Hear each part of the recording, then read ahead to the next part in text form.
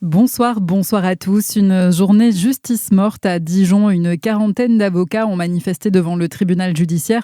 Ils protestent contre la réforme de la justice criminelle et notamment la procédure de plaider coupable.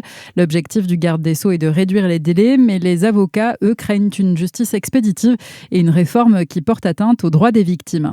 Une bonne nouvelle pour l'économie locale, Enedis prévoit 138 embauches en Bourgogne-Franche-Comté, dont 80 en CDI et une cinquantaine en alternance.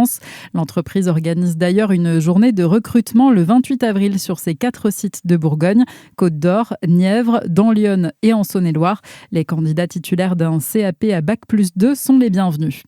Dans l'actualité aussi, décision de la justice après le suicide d'Evaël il y a presque 7 ans. Son ancienne professeure de français est condamnée à 1 an de prison avec sursis pour harcèlement moral.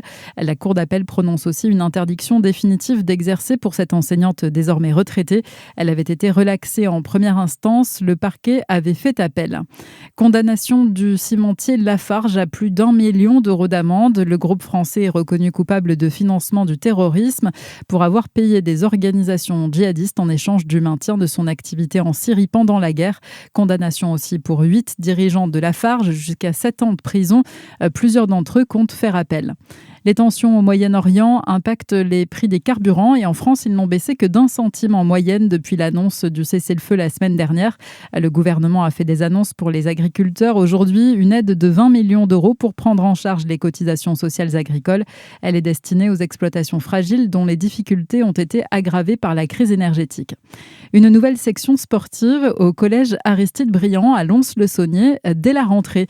Elle permettra aux élèves de s'améliorer aux échecs. Depuis près d'une dizaine d'années, le club L'Échiquier lédonien tente de nouer le partenariat avec l'établissement. Une vingtaine de collégiens auront donc cours d'échecs dès la rentrée car il n'y aura pas que des entraînements. Les précisions d'Olivier Minot, président du club d'échecs de Lons-le-Saunier. C'est une section échecs comme il y en existe dans d'autres sports, au basket, au hand, au foot.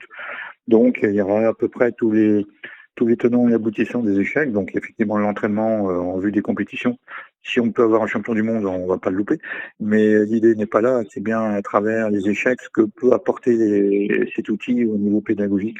Effectivement, je réfléchis, je parle, j'élabore un raisonnement, etc. Mais aussi l'histoire des échecs, l'arbitrage, on va dire réfléchir avant d'agir, etc. Un test de sélection est organisé le 26 avril prochain.